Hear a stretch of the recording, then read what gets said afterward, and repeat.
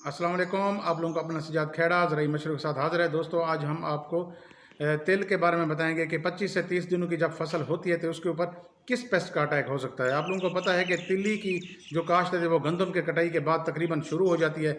आजकल उसकी हार्वेस्टिंग हो रही है, लेकिन तेल की जो है ना आजकल बिजाई हो रही है। आप लोगों को फील्ड का विजिट भी करवाते हैं, देखते हैं कि इसके ऊपर किस पेस्ट का अटैक है और इसका कंट्रोल क्या है। कंट्रोल हम आज आपको दो तरह के बताएंगे, एक कल्चरल कंट्रोल के बारे में बताएंगे, दूसरा केमिकल कंट्रोल के बारे में बताएंगे। जिन दोस्तों ने चैनल सब्सक्राइब नहीं किया वो सब्सक्राइब कर लें ताकि हर फसल की हर स्टेज की वीडियो आप लोगों तक पहुंचती रहे। आइए दोस्तों, आप लोगों को फील्ड का विजिट करवाते हैं। तो तेल के फील्ड में खुश आमदीद कहते हैं। आप लोगों को दिखाते हैं कि हाँ भाई, इस स्टेज पे तेल के अंदर किस पेस्ट का अटैक हो सकता है या हुआ खड़ा है। जैसा कि आप लोग देख रहे हैं कि इसके ऊपर जो ना लश्करी सुंडी का अटैक भी हो चुका है, जिसने पत्ते को खाना शुरू कर दिया है। आप ये देखें, इसको चेक करें कि इसके पत्ते खाए जा रहे हैं। दो तरह के अटैक नज़र आते हैं, एक तो पत्ता लपेट सुंडी का अटैक नज़र आता है, दूसरा ये है कि सिर्फ पत्ते खाए खड़े होते हैं, यानी कि पत्ते को खाने वाली सुंडी का अटैक हुआ खड़ा होता है।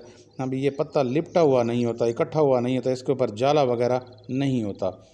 एक ये है, दूसरा पत्ता लपेट होता है, यानी उसको पत्ते को लपेट कर सुंडी फिर हमला करती है। अब ये देखें, वही पत्ते को खाने वाली सुंडी है, ये बिल्कुल छलनी कर देती है पत्ते को। अब ये दूसरा किस्म का अटैक ये है, आप इसको देखें, ये पत्ता लपेट है। इसका जो ना पत्ते सुंडियाँ जब अंडे से निकलती हैं तो पत्ते के अंदर ये फिर पत्ते को इकट्ठा करके जाला बना देती हैं। ऊपर से पत्ता फोल्ड हो जाता है, इकट्ठा हो जाता है, उसके अंदर फिर बैठ के खाती रहती हैं। ये ज़्यादातर पौधे के ऊपर वाले हिस्से पर हमला करती हैं। एक गुच्छा बन जाता है, बॉल की तरह गुच्छा बन जाता है, और इससे पौधे की बढ़ोतरी रुक जाती है। इसलिए इसको लीफ फोल्डर भी कहते हैं इस सुंडी को। इसके अलावा इसको पॉड बोरर भी कहते हैं, यानी कैप्सूल बोरर भी कहते हैं, स्टेम बोरर भी कहते हैं।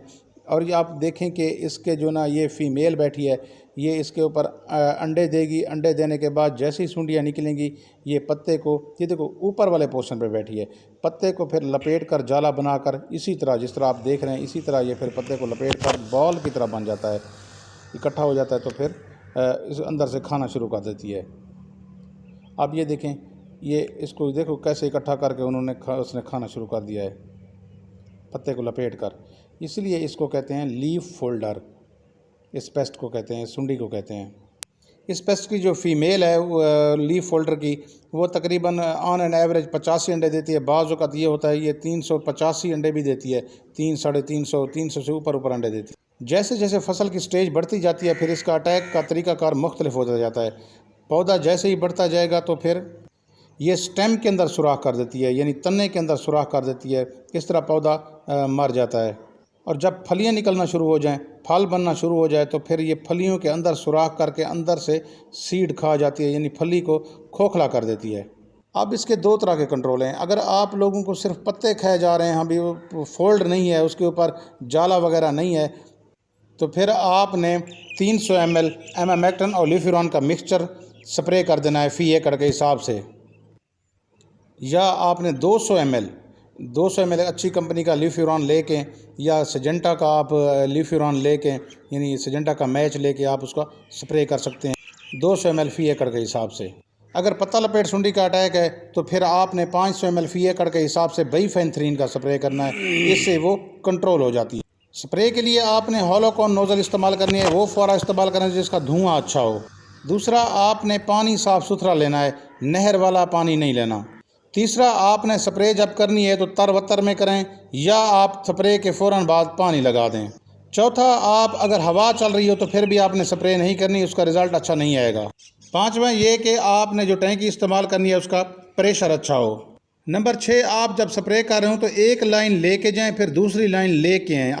कोशिश करनी है कि आपने या सुबह के वक्त स्प्रे करनी है या शाम के वक्त स्प्रे करनी है, दोपहर के वक्त स्प्रे नहीं करनी। अब आते हैं कल्चरल कंट्रोल की तरफ। आपने तिल के फसल के जो बन्ने होते हैं, उसके ऊपर अगर आप बाजरा, ज्वार, या आप सब्ज़ चने, या आप काले चने काश्त कर दें, तो ये पेस्ट फिर उनकी तरफ ज़्यादा अट्रैक्ट होता है बानिस्बत तिल की निस्बत, यानी वो उन पे हमला ज़्यादा करता है, फिर इसको छोड़ देता है। इस तरह ये हमले से बच जाती है। अगर आप तिल को जून के एंड पे जुलाई के शुरू में अगर काश्त कर दें तो इसका हमला कम होता है। जैसे जैसे फसल आप लेट काश्त करते जाएंगे ये सीज़न इसका पेस्ट का पीक पे आता जाएगा, यानी अरूज पे आता जाएगा और इसका हमला बढ़ जाता है। उम्मीद है आप लोगों को मुकम्मल तफसीलात का पता चल गया है। मुझे दीजिए इजाज़त। अल्लाह हाफिज़।